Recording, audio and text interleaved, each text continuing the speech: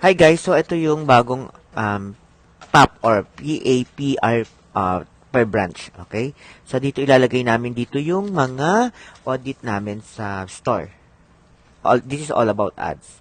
So kung mapapansin nyo, dito sa RP Nova, galing kami kahapon, so ito yung mga nakita namin. Okay. So nakapag-install na rin po kami ng iba't ibang klaseng ads, so ng easel stand and mga vehicle ads.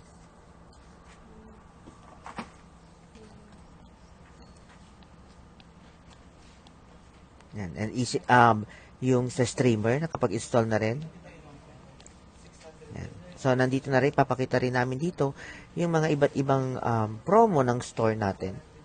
Yan. And then dito, masi-check din namin kung kompleto ba yung mga kanilang A4, mga booklets. Yan.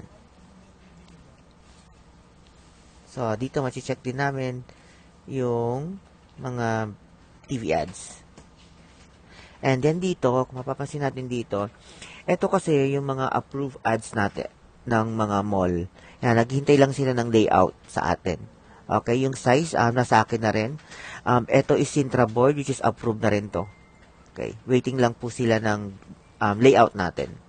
And then ito, binigyan din tayo ng isa na streamer outside the mall ito. Ito yung sa terminal.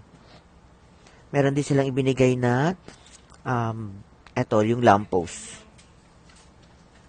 And then, ito, for approval pa to. Yan. I-approve siya ng mall. Pero yung the rest, approve na po yun. Okay. So, ang gagawin lang dito, guys, binigyan tayo ni mall na payment.